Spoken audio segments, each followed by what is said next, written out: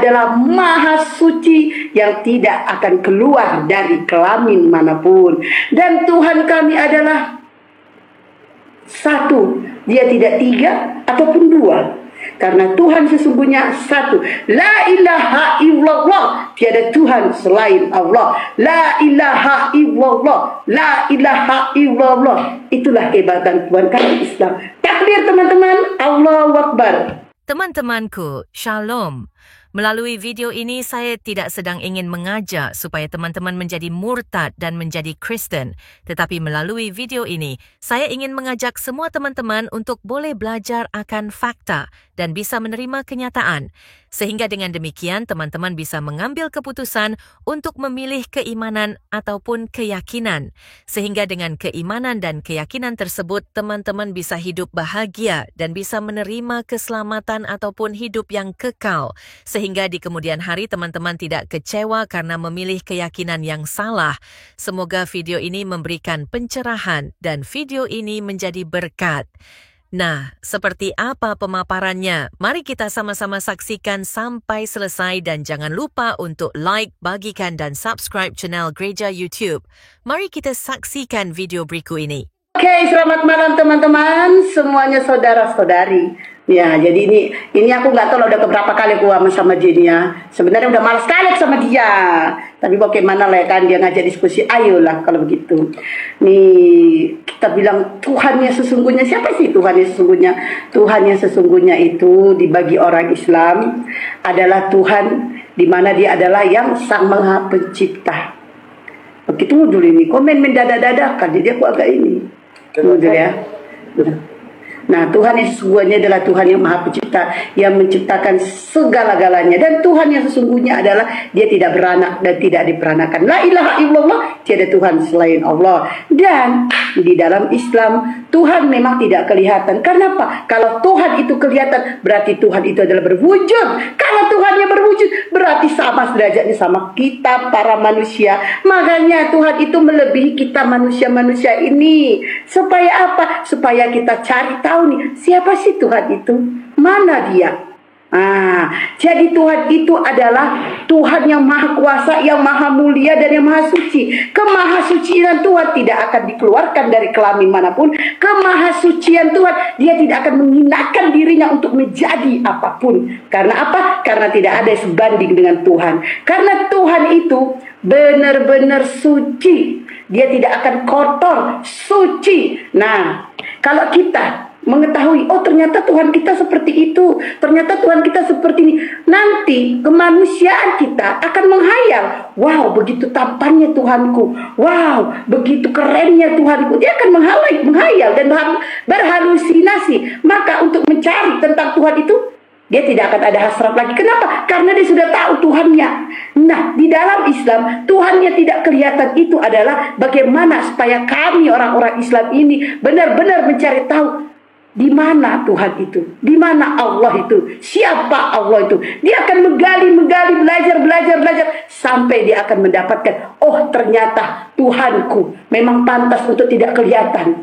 Karena kalau sampai dia kelihatan, otomatis aku akan menghayal tentang dia. Ya, jadi Tuhan itu, ya kemuliaan Tuhan itu, dia tidak sederajat dengan manusia. Kemuliaan Tuhan, dia tidak sederajat dengan ciptaannya apapun itu. Ini kok aku jadi kayak ustazah ya? Aku jadi ustazah. Jadi Tuhan itu, enggak, ini aku ya gara-gara suka bercanda jadi bercanda terus bawaannya ya. Jadi Tuhan kami itu Masya Allah, saking mulianya Tuhan kami Allah, saking mulianya Allah kami itu, maka kami untuk bersujud kepadanya, untuk menyembah kepadanya, kami pun harus keadaan suci. Bagaimana itu? Kami menyucikan diri. Bagaimana kami menyucikan diri? Kami harus berwudu. Karena apa? Karena kami ingin berjumpa dengan Allah Tuhan kami. Sama sebagaimana kalau kita berjumpa dengan presiden, wali kota, kita akan pakai baju yang cakep-cakep, terus kita pakai wangi-wanginya biar wangi. Nah, begitu juga menghadap Allah, menghadap Tuhan. Kita juga harus bersih, kita harus cakep, dan kita akan mengatakan kepada Allah, ya Allah, aku sudah keadaan bersih, maka aku akan bersujud kepadamu. Nih, Tuhan yang sesungguhnya adalah sebagaimana Tuhan yang tidak akan kelihatan. Dia tidak akan memperlihatkan dirinya. Ini aku loh manusia. Dia tidak akan melakukan itu. Karena apa? Kalau dia melakukan itu, berarti dia sama dengan ciptaannya. Lalu apa kehebatannya sebagai Tuhan? Kalau dia sama dengan ciptaannya. Nah, itulah hebatnya Tuhan itu. Dia bukan tidak bisa jadi apa aja, bisa. Allah kami bisa jadi apa aja, bisa. Tapi dia tidak akan menghinakan dirinya. Dia tidak akan menderajatkan dirinya sama dengan ciptaannya sendiri. Itulah hebatnya Tuhan kami, yaitu Allah. Tuhan kami tidak beranak dan tidak diperanakan. Dan Tuhan kami adalah maha suci yang tidak akan keluar dari kelamin manapun. Dan Tuhan kami adalah satu. Dia tidak tiga ataupun dua. Karena Tuhan sesungguhnya satu. La ilaha illallah. Tiada Tuhan selain Allah. La ilaha illallah. La ilaha illallah. Itulah kehebatan Tuhan kami Islam. Takbir teman-teman. Allahu Akbar. Silakan. Sebentar, sebelum aku mulai, suara hujannya masuk nggak? Hujan deras soalnya. Enggak, bagus. Enggak, aman-aman ya. Oke. Sama, suara hujan ini gak kedengaran sama. Suara keuangan kau pun gak kedengaran sih. Ya, teman-teman, sudah lama sekali ya kita tidak berdiskusi dengan Kak Hesti ini, blogger permanen. Dulu kita sering sekali berdiskusi, bahkan awal mula saya berdiskusi yang mengajak itu sebenarnya blogger permanen ya, Kak Hesti. Oke, teman-teman, kalau bicara tentang ketuhanan, konsep dari ketuhanan, sebenarnya gini ya, saya mau membahas sedikit. Banyak saudara-saudara kita yang bilang, orang Kristen itu menyembah 3 Tuhan. Orang Kristen itu Tuhannya 3. Itulah kesesatan dari cara berpikir. Itu menurut saya. Karena apa? Mereka tidak memahami isi dari Alkitab yang sebenarnya. Mereka tidak memahami konsep dari ketuhanan. Tapi mereka berasumsi, kalau orang Kristen itu menyembah 3 Tuhan. Kenapa? Mereka tidak tahu seperti apa konsep dari Tritunggal itu sendiri. Itu yang pertama. Dan yang kedua, saya mau bahas ya, Tuhan itu nggak boleh jadi manusia. Tuhan itu tidak boleh merendahkan dirinya. Ya, makanya kita harus cari tahu dulu, kenapa Sang Firman itu harus menjadi manusia? Kenapa Sang Firman itu harus merendahkan dirinya? Untuk apa? Untuk menyatakan Sang Bapa. Ya, kita sebagai orang Kristen, kita sebagai anak-anak Tuhan, saya pribadi, saya akan percaya dengan Tuhan yang benar-benar bisa, yang benar-benar mujizatnya itu bisa kita rasakan di dalam kehidupan kita. Contohnya saya percaya dengan Tuhan Yesus ya, karena Tuhan Yesus yang merubahkan kehidupan saya. Itu yang pertama. Dan yang kedua, saya percaya dengan Tuhan yang benar-benar mengajarkan kita ajaran kasih. Kasihilah musuhmu dan berdoalah bagi orang yang menganiaya kamu. Itu. Nah, jadi sebelum kita bilang Tuhan itu tidak boleh merendahkan dirinya menjadi manusia. Loh, kita sebagai manusia loh. Kita sebagai manusia, kita sebagai makhluk yang diciptakan. Kenapa kita membatasi kuasa Tuhan? Kenapa Tuhan itu tidak boleh menjadi manusia? Kenapa Tuhan itu, Sang Firman itu tidak boleh menjadi manusia? Kita batasi kuasa Tuhan itu. Nggak boleh. Itu kesesatan dari cara berpikir menurut saya. Itu. Karena apa? Kita makhluk ciptaan. Kita sebagai orang yang diciptakan.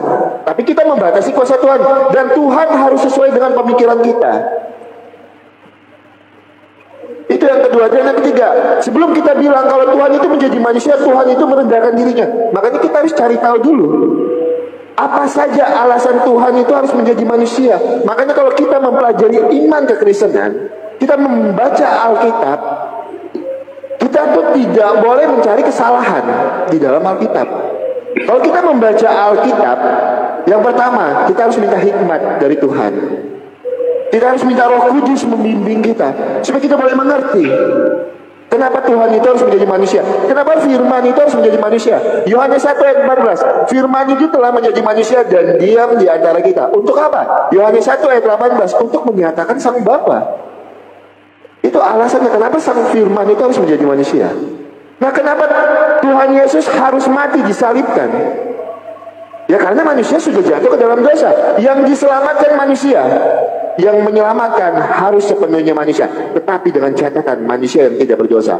Maka dari itu Tuhan Yesus itu tidak berdosa. Silahkan cari di dalam Alkitab kalau ada ayat yang menyatakan Tuhan Yesus berdosa. Itu. Ya kalau Tuhan Yesus lahir dari perawan Bunda Maria, lahir dari seorang perempuan perawan, lahir dari seorang perempuan, apakah itu merendahkan dirinya? Saya rasa enggak. Dan harus ingat, Tuhan Yesus lahir dari Bunda Maria, bukan hasil dari hubungan biologis. Bukan. Kita harus garis bawahi, Tuhan Yesus lahir dari Bunda Maria, tidak melalui hasil biologis. Nah jadi saya garis bawahi, orang Kristen itu tidak menyembah 3 Tuhan. Itu yang pertama. Yang kedua, jangan membatasi kuasa Tuhan. Jangan menggunakan akal kita untuk membatasi kuasa Tuhan, karena itu kesesatan dari cara berpikir. Karena apa? Kita sebagai makhluk ciptaan, kita membatasi kuasa Tuhan. Dan Tuhan harus sesuai dengan keinginan kita. Tuhan harus sesuai dengan akal kita. Nah maka dari itu, semoga setelah ini ada pertanyaan, saya mau bahas sedikit tentang konsep dari ketuhanan iman saudara kita juga. Silakan, Kak Hesti. Oke.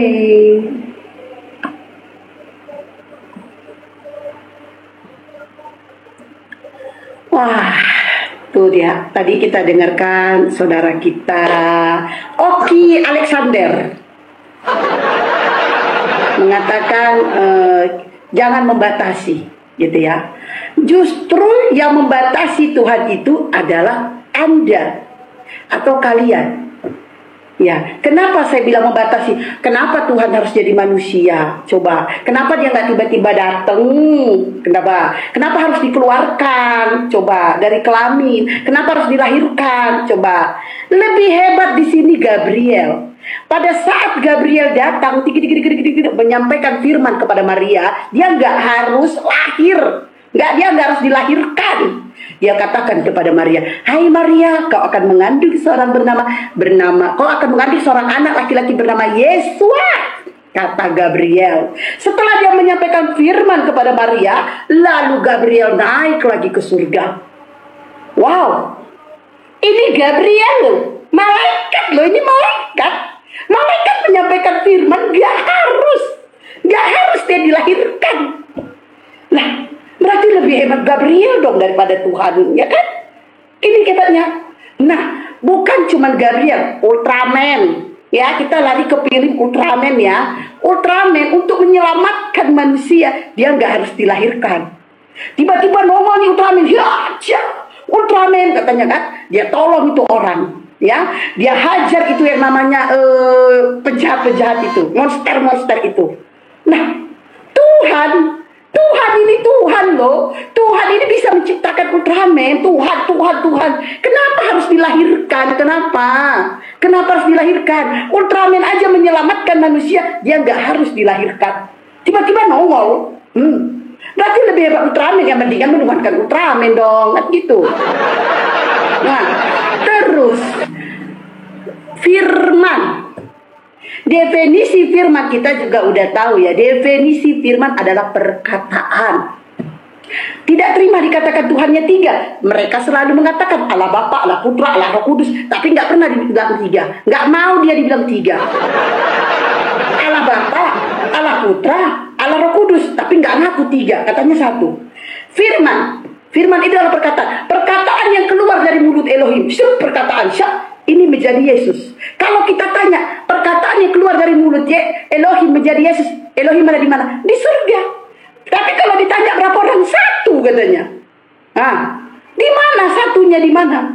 Elohim yang keluar ya, ini perkataan. Firman adalah perkataan. Perkataan yang keluar dari mulut Elohim menjadi Yesus. Nah, ini menjadi Yesus, bukan menjadi Elohim. Nah, perkataan ini dituhankan. Bagaimana konsep perkataan dituhankan? Ibarat saya membuat patung. Gak mungkin kan saya jadi patung itu? Saya membuat patung, tidak akan menyembah patung itu. Padahal jelas di 10 hukum Taurat mengatakan jangan membuat patung menyerupai apapun. Jangan ada ilah-ilah lain di hadapanku. Ada Yesus. Padahal kata Elohim, jangan ada ilah-ilah lain di hadapanku. Ada Yesus. Nah ini, kalian tidak terima dikatakan 3, tapi jelas selalu kalian katakan Allah Bapa, Allah Putra, Allah Roh Kudus. Akal siapa yang dangkal? Otak siapa yang dangkal? Jika kamu tidak mau membatasi, kalian selalu mengatakan kami membatasi Tuhan. Nah, justru kalian yang membatasi. Kenapa dia harus dilahirkan itu loh? Kenapa harus dilahirkan? Kenapa nggak tiba-tiba ada baru hebat? Itu baru nggak membatasi. Nah, oke, memang Yesus dilahirkan oleh seorang wanita yang suci bernama Maria. Tapi nggak harus anaknya yang lahir itu dituhankan. Jelas di dalam Yohanes 17:3, inilah hidup yang kekal itu, bahwa mereka mengenal Engkau satu-satunya Allah yang benar. Siapa dia? Elohim, Allah yang benar. Dan mengenal Yesus Kristus yang telah Engkau utus. Yohanes 17:8, segala firman yang kau sampaikan kepadaku telah kusampaikan kepada mereka, dan mereka tahu betul bahwa aku datang daripadamu. Jelas di situ utusan. Ayatmu yang mengatakan, ya, saya ulangi di dalam Yohanes 17:3, inilah hidup yang kekal itu, bahwa mereka mengenal Engkau satu-satunya Allah yang benar, dan mengenal Yesus Kristus yang telah Engkau utus. Yohanes 17:8, segala firman yang kau sampaikan kepadaku, kata Yesus, telah kusampaikan kepada mereka, dan mereka tahu betul bahwa aku datang daripadamu. Tepuk tangan teman-temanku. Silakan. Sebentar ya guys ya.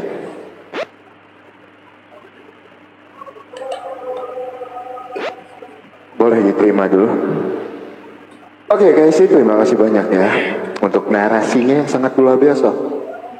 Ya, saya mau jawab mulai dari orang Kristen itu menyembah 3 Tuhan, Allah Bapa, Allah Putra, Allah Roh Kudus. Selalu itu. Berapa kali dijelaskan konsep dari Tritunggal gitu. Kalian selalu memakai inilah ya, ini kesesatan dari cara berpikir. Ini menurut saya. Ini kalian selalu mengambil 1 ditambah 1 ditambah 1 sama dengan 3. Tapi kalian juga tidak pernah mau menerima 1 dikali 1 dikali 1 sama dengan 1. Kalian nggak pernah mau terima itu. Gitu. Yang kalian gunakan 1 tambah 1 tambah 1 sama dengan 3. Jadi orang Kristen itu menyembah 3 Tuhan. Makanya belajar dulu konsep dari Tritunggal. Saya jelaskan sedikit ya. Mungkin 1 menit saya jelaskan sedikit konsep dari Tritunggal. Berulang kali saya jelaskan, Tritunggal itu tidak bicara tentang banyaknya, tidak bicara tentang jumlah. Sesat cara berpikir kita. Kalau kita memahami konsep dari Tritunggal itu bicara tentang banyaknya, bicara tentang jumlah. Salah. Tritunggal itu bicara tentang kebagaimanaan Allah. Saya bawakan analoginya. Saya, Oki Saputra. Oki Saputra 1, tetapi di dalam diri saya ada tubuh Oki, ada jiwa Oki, ada roh Oki. Apakah sayanya 3? Tidak, sayanya 1. Tetapi di dalam diri saya ada tubuh Oki, ada jiwa Oki, ada roh Oki. Nah, jadi kalau bicara tentang kebagaimanaan Allah, karena Bapa itu berdiam di dalam terang yang tidak terhampiri, maka dari itu saya orang Kristen, saya percaya dengan Tuhan yang menyatakan dirinya datang ke dunia. Fakta sejarahnya ada. Bahkan orang-orang di luar kekristenan berbicara tentang Tuhan Yesus. Saya percaya untuk itu. Nah, jadi sang firman itu menyatakan dirinya untuk apa? Untuk menyatakan sang Bapa. Yohanes 1 ayat 14, firman telah menjadi manusia. Yohanes 1 ayat 1, Allah adalah firman. Untuk apa? Yohanes 1 ayat 18, untuk menyatakan Bapa yang kasih. Maka dari itu orang Kristen diajarkan, kasihilah sesamamu manusia dan berdoalah bagi orang yang menganiaya kamu. Dari mana kita tahu Bapa itu kasih? Dari mana kita tahu sang sumber itu kasih? Kalau dia tidak menyatakan dirinya. Itu. Nah, jadi saya tegaskan, Tritunggal tidak bicara tentang banyaknya, tidak bicara tentang jumlah. Oke, yang saya mau tanyakan untuk saudara kita ini, untuk Kak Hesti. Kak Hesti tadi bilang Allah itu tidak berwujud. Kalau misalnya dia berwujud, kita dapat menghayal. Gitu. Oke, saya tolong jelaskan buat saya. Di Quran ya, saya bawakan Quran ya teman-teman ya. Sebentar saya bukakan datanya. Sebentar ya, saya bukakan. Ya, di dalam Quran 68, surat ke-68, ayat yang ke-42. Saya bukakan datanya dulu. Quran 68. Sebentar ya. Quran 68, surat ke-68 ya teman-teman, saya mohon izin membaca ya. Quran 68 ayat yang ke-42.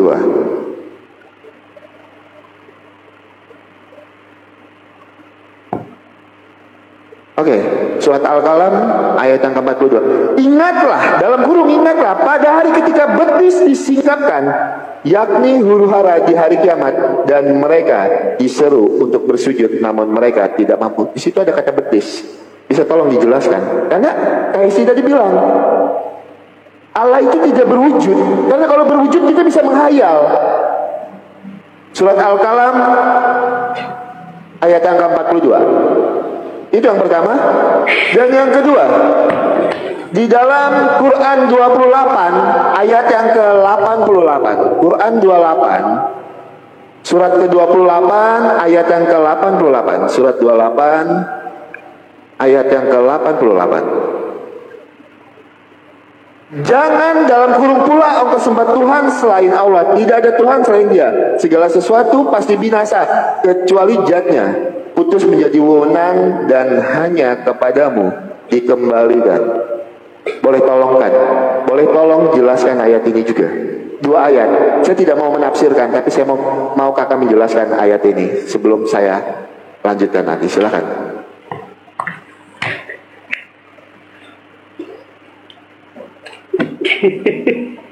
Oke. Waduh. Ini dia kasih pertanyaan. Aduh, aku juga jadi greget mau bertanya. Oke, saya jawab di pertanyaan yang pertama. Ingat, coba diteliti ya tulisannya. Ingatlah ya, pada hari ketika betis disingkapkan, yakni huru hara di hari kiamat, dan mereka diseru untuk bersujud, namun mereka tidak mampu. Ini sering sekali aku bilang di live aku. Nanti di hari kiamat, kami ini disuruh sujud. Ya, orang-orang seperti kalian disuruh sujud, tapi kalian tidak mampu. Alhamdulillah kami mampu, karena kami beriman menyembah satu Tuhan, yaitu Allah. Kalian tidak akan mampu, karena kalian tidak pernah mempelajari tentang sujud. Nah, orang-orang seperti kalian gak akan mampu untuk bersujud. Dan kalian akan mengatakan kepada Allah, ya Allah, seandainya Engkau mempertemukan aku dengan si fulan, mungkin aku akan beriman. Ya Allah, seandainya Engkau pertemukan aku dengan si fulan, mungkin aku bersujud kepadamu. Tapi itu sudah tidak berlaku lagi nanti di hari kiamat. Ya, enyahlah kalian di hadapanku, seperti kata Yesus. Enyahlah kalian di hadapanku, neraka jahanamlah tempat kalian. Sudah saya jawab. Yang kedua, tiada Tuhan selain Allah. Ini seringkali oten-oten bertanya, tiada Tuhan selain Allah. Tiada Tuhan lain selain Allah. Tuhan kami Allah. La ilaha illallah. Tiada Tuhan selain Allah. La ilaha illallah. Tiada Tuhan selain Allah. Tiada Tuhan lain selain Allah. Sama tertulis di dalam hukum Taurat. Jangan ada ilah-ilah lain di hadapanku. Lalu kenapa ada Yesus?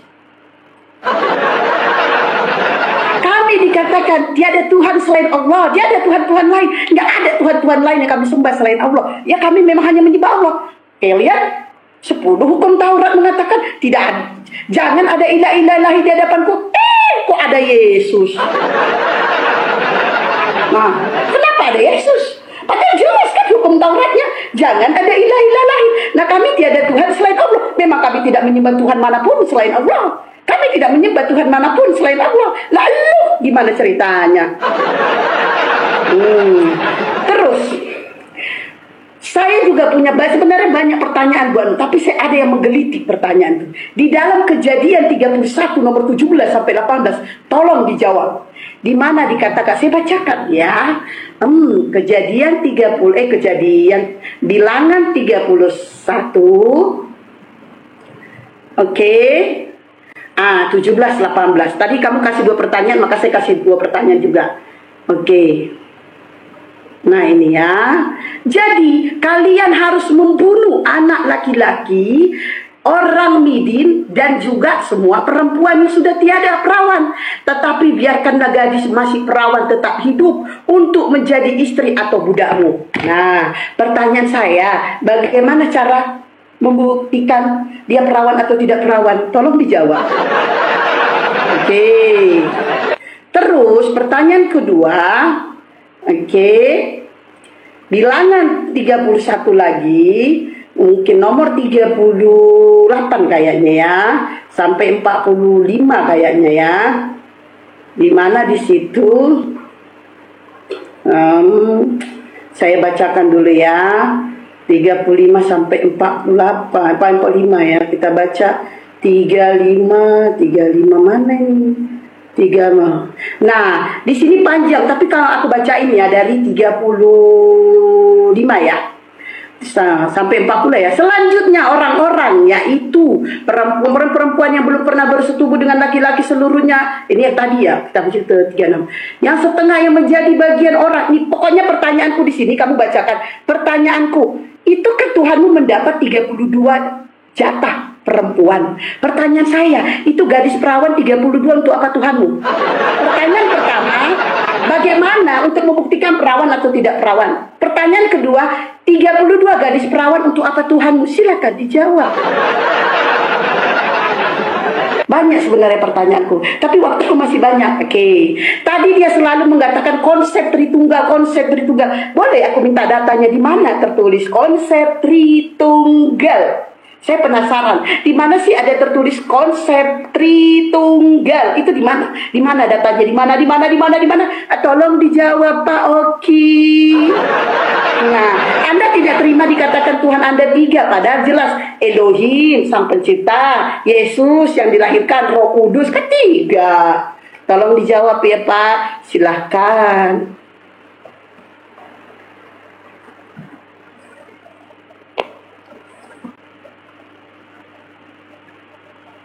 Untuk saudara imanku, makasih ya. Oke, Kak Hesti, terima kasih banyak ya. Karena ada pertanyaan, maka ada mungkin kita menjawab dulu ya pertanyaannya ya. Kita menjawab dulu. Bilangan 31 ayat 17 sampai 18. Saya bingung. Saya bacakan ya, Bilangan 31 ayat 17 sampai 18. Maka sekarang bunuhlah semua laki-laki di antara anak mereka dan juga semua perempuan yang pernah bersetubuh dengan laki-laki haruslah kamu bunuh. Tetapi semua orang di antara perempuan yang belum pernah bersetubuh dengan laki-laki kamu biarkan hidup. Gitu. Nah, yang jadi pertanyaan Kak Hesti, seperti apa cara membuktikan dia itu sudah pernah bersetubuh atau belum? Dia itu masih perawan atau belum? Sebenarnya saya menggelitik dengan pertanyaan ini. Ayatnya apa yang ditanyanya kok malah membuktikan keperawanan orang? Itu sebenarnya agak menggelitik. Kalau saya rasa ini sebenarnya di luar dari konsep ya yang kita bahas. Ya tapi nggak apa-apa, saya tanggapin aja. Mungkin secara sederhananya gini Kak, kalau kita mau membuktikan orang itu perawan atau tidak di zaman itu, mungkin ini ya. Itu di zaman itu dia sudah nikah belum? Itu dia sudah menikah atau belum? Simpel sekali. Itu dia sudah menikah atau belum? Karena apa? Ketika dia belum menikah, dia sudah bersetubuh, berarti dia melakukan zina. Simpel sekali. Tapi pertanyaan ini menggelitik untuk saya. Gitu. Saya baru dapatkan pertanyaan seperti ini. Tapi kenapa? Saya udah jawab ya pertanyaannya. Nah, Kak Hesti tadi bilang, itu kan betis di situ. Yang saya tanya simpel, tapi tidak dijawab, malah mutar-mutar. Kenapa ada kata betis di situ? Maksudnya apa? Kata betis atau di dalam hadis Bukhari 4471 Allah meletakkan betisnya di neraka. Hadis Bukhari 4471. QS 70 ayat 40. Saya mau kita baca semua. QS 70 ayat yang ke-40. Sebentar, saya bukakan datanya. Quran 70 ayat yang ke-40. Maka kan tadi selalu menyenggol orang Kristen itu menyembah 3 Tuhan. Itu tiga. Saya mau tanya. Surat Al-Ma'arij surat ke-70 ayat yang ke-40. Maka aku bersumpah dengan Tuhan yang mengatur tempat-tempat terbit dan terbenamnya dalam kurung matahari, bulan dan bintang. Sesungguhnya kami benar-benar maha kuasa. Pertanyaan saya simpel. Aku di situ merujuk kepada siapa? Dan kami di situ merujuk kepada siapa? Karena kami, kalau di dalam bahasa Indonesia, kami itu lebih dari satu orang. Seperti saudara-saudara kita yang selalu membawa bahasa Indonesia penggunaan kata guru dan tuan. Sekarang saya mau tanya, kami di situ merujuk kepada siapa? Dan kata aku merujuk kepada siapa? Karena tadi selalu bilang orang Kristen itu tidak mau dibilang menyembah 3 Tuhan.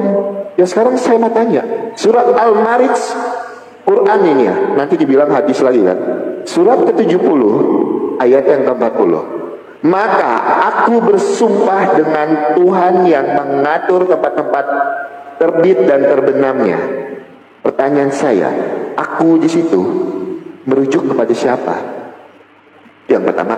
Dan yang kedua, kami di situ, sesungguhnya kami benar-benar maha kuasa. Kami di situ merujuk kepada siapa? Tolong jawab menggunakan data dan dalil. Aku di situ merujuk kepada siapa? Kami merujuk kepada siapa? Silahkan harus ditanggapin. Dan yang kedua, tolong tanggapin juga masalah betis tadi. Karena di dalam hadis Bukhari 4471 Allah meletakkan kakinya ke neraka. Silahkan ditanggapin. Oh masih ada waktu ya teman-teman ya. Nah jadi untuk pertanyaan apa tadi? Saya lupa mencatat ayatnya. Yang satu lagi tadi nanti tolong sebutkan ayatnya. Saya lupa ayatnya apa yang ditanyakan tadi. Dan untuk pertanyaan bilangan tadi saya udah jawab ya. Oke silahkan Kak Hesti.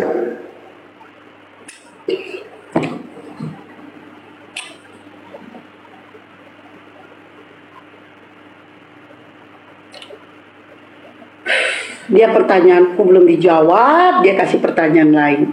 Kalau di dalam hadis itu perumpamaan ya betis itu. Nah, kamu bilang tadi kami itu kalau di Indonesia adalah satu. Main ke Tanjung Pinang bro. Ya, nih main ke Tanjung Pinang saya ngomong kami. Nah, ini ya, di dalam ya, kalau di dalam pergi kau ke kantor lurah. Nah, kantor lurah bikin pengumuman. Ya, kantor lurah bikin pengumuman. Kami bahwa kelurahan ini padahal bukan cuma kantor ya. Kantor lurah itu kan kami itu banyak kan. Bagi kamu kami banyak. Kantor lurah, ada sekretaris, ada nggak usah jauh-jauh lah Presiden Jokowi. Kami memutuskan bahwa hari libur tanggal sekian kami, padahal Pak Jokowi ngomong sendiri loh. Jokowi. Nah, saya sudah menjelaskan kalau di dalam hadis betis itu Allah itu perumpamaan. Nah, kalau yang tadi kamu bawa pertanyaan itu saya sudah jawab ya. Tadi saya sudah jawab. Di mana kami disuruh bersujud, tapi kalian yang tidak mampu bersujud, kami yang mampu bersujud karena kalian adalah kafir, yaitu tidak beriman. Saya sudah jawab itu. Pertanyaan saya tadi kamu bilang pertanyaan itu menggelitik ya. Kenapa saya kasih pertanyaan? Kenapa? Bagaimana cara membuktikan dia perawat atau tidak perawat? Kan di situ katanya yang tidak perawat harus dibunuh. Kan itu kan datanya kan. Nah kenapa saya kasih pertanyaan seperti itu? Kamu bilang menikah, tidak ada kata menikah. Kalau dicoba dulu nih, misalnya dicoba, kalau cup kalau suaranya masih perawan, cup kalau suaranya nggak perawan gitu ya. Nah kan sudah dicoba kan dia nggak perawan lagi. Artinya harus dibunuh. Nah berarti harus dibunuh dong semuanya perempuan. Ya kan? Nah, kamu tidak menjawab Bilangan 31 nomor 39 sampai 45 di mana saya bertanya 32 gadis perawan untuk apa Tuhanmu? Itu pertanyaan saya. Pertanyaan kamu semuanya sudah saya jawab. Bilangan berapa? 31 nomor 38 sampai 40. Makasih ya, itu perahu tempel, thank you. Udah. Kamu tidak menjawab, kamu kasih pertanyaan. Jadi pertanyaan kamu sudah saya jawab semuanya. Nah, sekarang saya ulangi lagi ya. Kamu kan selalu mengatakan kami tidak terima. Bukan saya tidak terima Tuhanmu 3. Saya sudah membawa data. Di dalam Yohanes 17:3 itu jelas Yesus utusan. Di dalam Yohanes 17:8 dia juga utusan, tidak ada Tuhan. Nah, di mana ketuhanannya? Kalau kau mengatakan dia Tuhan, berarti kau penyesat. Di dalam 2 Yohanes 1 nomor 7, ya kau penyesat dan antikristus. Kau selalu tolak kata tiga, tolak. Kamu menolak kata 3. Padahal jelas Yesus sama Elohim itu berbeda. Elohim ini siapa? Bapa. Yesus ini siapa? Anaknya Maria. Kalau kau mengatakan Yesus ini adalah anaknya Bapa, berarti Maria sama Bapa berhubungan. Jadi kamu selalu mengatakan biologis. Nah, oke, memang tidak ada hubungan biologis. Kalau tidak ada hubungan biologis, berarti Yesus ini anaknya Maria, seutuhnya Maria. Begitu.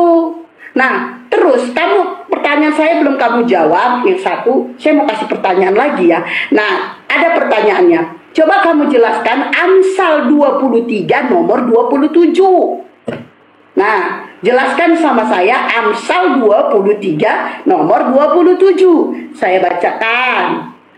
Ini soalnya lagi keren ini. Ya. Saya bacakan ya. Karena perempuan jalak adalah lubang yang dalam dan perempuan asing adalah sumur yang sempit. Tolong dijelaskan. Nah, pertanyaan saya tadi belum dijawab. Ini saya kasih pertanyaan. Jadi ini dulu deh selesaikan. Nah, terus Allah kami itu bukanlah berwujud, ya bukan manusia. Betis yang di dalam, saya ulangin ya, betis yang di dalam hadis itu perumpamaan. Sama seperti dalam Bible-mu, anak domba Allah. Nah, domba itu apa? Perumpamaan kan, kamu mau bilang kan? Tuh. Nah, Yesus anak domba Allah. Kalau kamu menolak, saya katakan di dalam hadis bahwa betis Allah itu adalah perumpamaan, berarti saya juga harus menolak domba itu juga perumpamaan. Berarti dengan kata lain kau menuhankan binatang. Nah itu, kalau kau menolak bahwa betis yang di dalam hadis adalah perumpamaan, saya juga menolak domba adalah perumpamaan, karena domba itu adalah binatang. Berarti selama ini Kristen menuhankan binatang. Oke, selesai, lanjut. Perahu tempel, makasih ya Bang, berkah selalu. Dari tadi ya, Masya Allah. Oke. Saya jawab dulu ya. Yang Bilangan 31 ayat 38 sampai 40 katanya, untuk apa kamu perempuan 32 orang? Saya bacakan ayat. 32 gadis perawan untuk apa Tuhanmu? Ya, Bilangan 31 ayat 38 sampai 40, 32 gadis perawan. Iya. Saya bacakan dulu ya. Bilangan 31 ayat 38 sampai dengan 40. Lembu-lembu 36.000 ekor jadi upetinya bagi Tuhan adalah 72 ekor. Keledai-keledai 30.500 ekor jadi upetinya bagi Tuhan ada 61 ekor. Dan orang-orang 16.000 orang jadi upetinya bagi Tuhan 32 orang. Mana di situ kata-katanya? Mana? Itu 32 orang, itu gantung Tuhanmu. Mana 32 orang? Yang barusan kamu Mana ada baca, kata perempuan di situ? 32 orang upeti buat Tuhan. Sebentar saya bacakan. 31, Bilangan 31 ayat yang ke-40. Dan orang-orang 16.000 orang jadi upetinya bagi Tuhan 32 orang. Ya, barusan kamu sebut. Ya, itu upetinya bagi orang 32 orang. Apa ada yang salah? Iya, pertanyaanku untuk apa Tuhanmu? Di mana ada kata perempuan 32 orang di situ? Kau baca dari 35, nanti ada di situ. Kenapa lari ke 35? Tadi Bilangan 31 ayat 38 sampai 40. Silakan dijelaskan. Aku ngambil poinnya aja. Waktu saya. Waktu saya, diam dulu. Ya, silakan setelah ini diperjelas lagi pertanyaannya. Ya, itu tidak ada. Tadi bilangan 31 ayat 38 sampai 40. Perempuan 32 orang. Tidak ada kata perempuan di situ. Kalau ayat 35 bilang 35. Itu. Nah, itu saya udah jawab. Terus Amsal 23 ayat yang ke-27, apa aja yang salah dengan itu? Karena perempuan sundal adalah lubang yang dalam dan perempuan sundal adalah sumur yang sempit. Bagi perempuan yang berzina adalah lubang yang dalam dan istri yang tidak setia adalah sumur yang sempit. Tidak ada yang salah dengan kata-kata itu. Apa yang mau ditanya? Tolong kalau tanya itu yang jelas. Yang mau ditanya dari ayat itu apa? Saya udah jelaskan. Itu Saya minta penjelasan. Waktu saya diam dulu, nanti disambung. Itu Amsal 23 ayat yang ke-27. Nah, tadi bilang semua pertanyaanmu saya udah jawab. Hei, Quran 70 ayat yang 40. Mana jawabannya? Aku di situ merujuk kepada siapa? Dan kami merujuk kepada siapa? Mana jawabannya? Saya tunggu. Saya udah jawab. Yang saya tanya, surat Al-Ma'arij ayat yang ke-40. Aku di situ merujuk kepada siapa? Dan kami di situ merujuk kepada siapa? Kenapa susah sekali menyebutkannya? Yang saya tanya simpel. Aku merujuk kepada siapa? Kami merujuk kepada siapa? Jangan mutar-mutar, tapi tidak ada poin jawabannya. Yang saya tanya, silahkan dibuka surat Al-Ma'arij ayat yang ke-40. Aku merujuk kepada siapa? Itu pertanyaan saya. Aku di situ merujuk kepada siapa? Dan kami di situ merujuk kepada siapa? Jangan bilang sudah menjawab, tapi tidak ada penjelasan tentang kata aku, tidak ada penjelasan tentang kata kami. Mana ada? Boleh teman-teman cek di bawah. Adakah penjelasan tentang kata aku dan kami yang saya tanyakan? Saya tunggu jawabannya setelah ini. Itu ya. Yang untuk pertanyaan KSC tadi saya sudah jawab. Itu di dalam bilangan tidak ada tertulis yang KSC sebutkan. Bilangan 38 sampai dengan 40. Bilangan 31 ayat 38 sampai 40. Amsal 23 ayat 27. Saya sudah jelaskan. Tidak ada. Tidak ada yang aneh di situ. Mana? Jangan memaksakan data untuk mencari kesalahan. Nah, tolong dijawab setelah ini. Pertanyaan saya simpel. Di mana kata aku itu merujuk kepada siapa? Ini ya, aku di situ merujuk kepada siapa? Dan kami merujuk kepada siapa? Di dalam surat Al-Ma'arij ayat yang 40. Itu yang pertama. Nah, KSC tadi kan bertanya masalah apa ya? Yang di luar dari ini. Yang saya jawab tadi pertanyaan Tesi bilangan 31 ayat 17 sampai 18. Terus kata dia, di mana ada kata menikah di situ? Loh, terus harus ada kata menikahnya. Harus tertulis kata menikah untuk membedakannya. Kan enggak. Terima kasih Tuhan Yesus berkati. Harus tertulis. Enggak kan?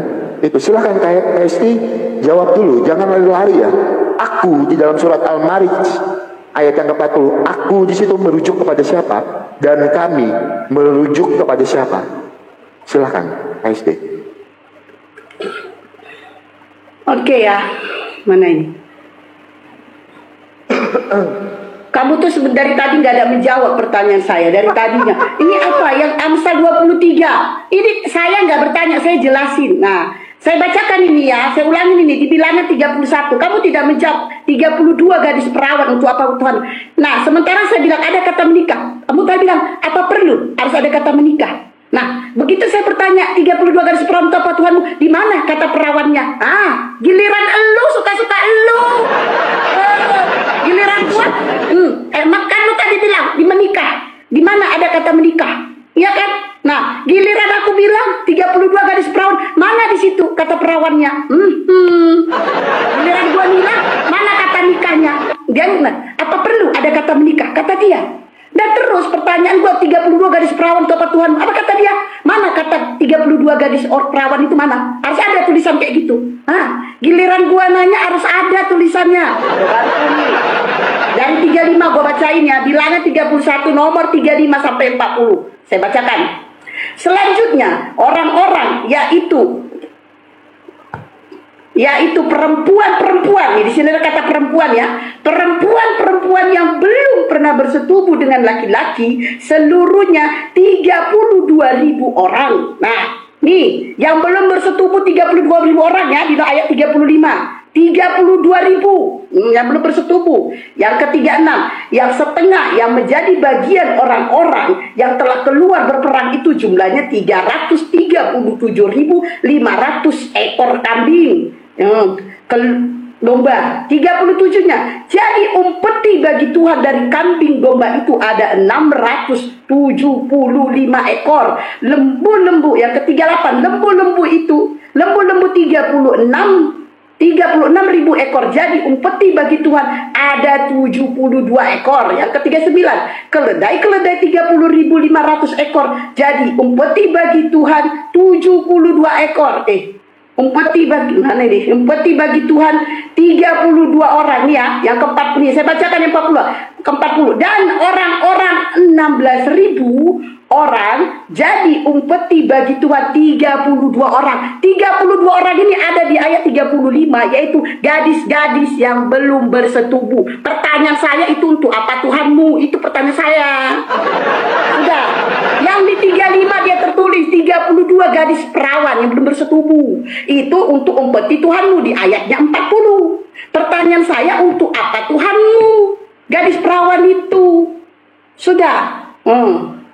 Itu kamu enggak. Nah, di Amsal 23 memang enggak ada yang aneh. Saya minta penjelasan. Tolong kamu jelaskan Amsal 23. Nah, saya enggak ada pertanyaan, saya minta penjelasan. Kamu bilang itu aneh. Oke, saya bacakan ya. Nah, karena perempuan jalang adalah lubang yang dalam dan perempuan asing adalah sumur yang sempit. Ini adalah tentang berzina. Kamu bilang. Nah, pertanyaan saya, kalau perempuan berzina, kenapa harus ada kata perempuan jalang? Coba, ini kan kitab suci. Kenapa harus ada kata perempuan jalang? Nah, terus ini kalau memang berzina, nah ini masalah berzina, seharusnya ya ada kata janganlah berzina. Nah, kalau ini sama dengan seperti Amsal. Amsal, marilah kita memuaskan birahi. Nah, kata-kata itu apa pantas yang ada di kitab suci? Sudah, itu pertanyaan. Tadi apa pertanyaanmu? Coba sini aku bacain. Apa pertanyaan? Aku dan kami, surat Al-Maris 70 ayat 40. Kata aku dan kami. Al-Maris berapa? Al-Maris 70 ayat yang ke-40. Aku di situ merujuk kepada siapa dan kami di situ merujuk kepada siapa? Al-Maris berapa? Al-Maris ayat yang ke-40. Al-Maris itu surat ke-70 ayat yang ke-40. Al-Maris 70 ayat yang ke-40. Ya, Al-Maris ya. Al-Maris itu kan surat ke-70, surat 70 ayat 40.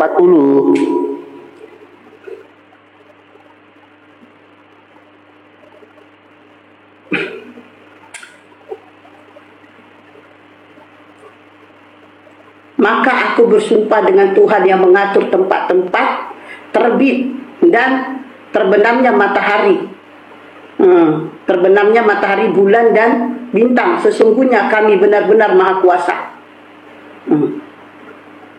Maka aku bersumpah dengan Tuhan mengatur tempat-tempat terbit dan terbenamnya matahari, bulan, bintang. Nah, ini aku belum ini PR aku, nanti aku selesaiin. Jangan PR, dijawab. Ini PR aku. Oh, PR katanya teman-teman. Oke. Siap.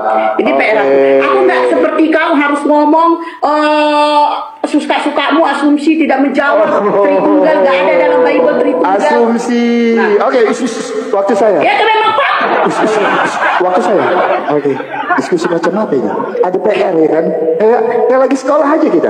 Oke, dibilang saya asumsi. Saya dijelaskan bilangan 31 ayat 38 sampai 40. Makanya kalau baca Alkitab kita harus tahu dulu konteksnya bicara tentang apa. Di dalam bilangan 31 ayat 38 sampai ayat 35 tadi yang disebutkan itu. Bicara konteksnya tentang apa? Tahu nggak bilangan itu bicara tentang apa konteksnya? Itu adalah rampasan dan jalan. Waktu saya sebentar dulu. Waktu saya itu bicara tentang rampasan dan jarahan perang bangsa Israel ketika mengalahkan bangsa Midian. Itu konteksnya. Sebentar, nanti aja waktunya. Diam dulu. Itu ya. Jawab untuk apa Tuhanmu? Jawab untuk apa Tuhanmu? Untuk apa Tuhanmu? Loh. Sebentar. Itu. Nah jadi ya, itu tidak bicara untuk apa Tuhanmu. Ayat itu berbicara tentang rampasan dan jarahan. Konteksnya bicara tentang rampasan dan jarahan. Makanya kalau baca jangan satu ayat. Saya suka ayat ini supaya menjatuhkan iman kekristenan. Lihat konteksnya berbicara tentang apa. Itu. Nah saya makin kesini makin ragu ya dengan KSP ini ya. Ketika dia bisa menafsirkan Alkitab, tapi dia tidak mendalami imannya sendiri. Saya tanya. Untuk apa Tuhanmu? Jawab. Stop dulu. Nanti waktumu. Diam dulu Kak. Untuk apa Tuhanmu? Jawab. Di mute dulu. Itu. Nah, ketika dia bisa menafsirkan Alkitab, tapi ketika ditanya imannya dengan gampang sekali bilang PR. Please charge. Itu PR, ya kan? Tapi nggak apa-apa, kita maklumi PR itu. Tapi saya sih tidak mau ya. Karena apa? Saya tidak berbicara tentang asumsi. Baca bilangan itu. Di situ tidak bicara tentang persembahan, tetapi itu bicara konteksnya tentang rampasan. Rampasan jarahan perang. Saya sudah jelaskannya. Rampasan perang bangsa Israel ketika mengalahkan bangsa Midian. Perempuan Midian dan anak-anak mereka juga segala hewan ternak dan segenap kekayaan yang dijarah. Itu. Nah jadi di situ tidak bicara tentang yang KST maksudkan. Di situ bicara tentang rampasan. Tuhanmu jawab. Saya udah jawab. Kan teriak ya kan. Sebentar dulu. Saya tadi tidak mengganggu KST ketika KST bernarasi. Ya kan? Habis kamu dari tadi nggak jawab sih. Saya tidak berkata PR yang penting kan. Saya menjawab dan itu daripada lu konteksnya. Bilangan 31 itu berbicara konteksnya tentang jarahan. Itu. Pertanyaannya untuk apa Tuhan? Saya udah jelaskan. Nah, oke lah. Kalau memang Kak Hesti, sebelum saya lanjut ke pertanyaan, Hesti tadi bilang, gitu kan? Lu aja nggak jawab pertanyaan gua, nanya dulu. Sebentar lah, jangan kalau panik itu. Sebentar. Tahu harus dijawab. Sebentar. Kalau panik itu, kalau tidak bisa menjawab pertanyaan saya, kalau lagi panik, jangan motong orang bicara. Pertanyaan udah dijawab. Sebentar, jangan dipotong. Terus gimana saya ngomong ini? Kalau saya dipotong gimana? Saya ngomong. Gitu. Nah, jadi dia tadi bilang, kalau misalnya bertanya harus sesuai yang tertulis. Ya kalau kita bertanya harus tertulis pakai data.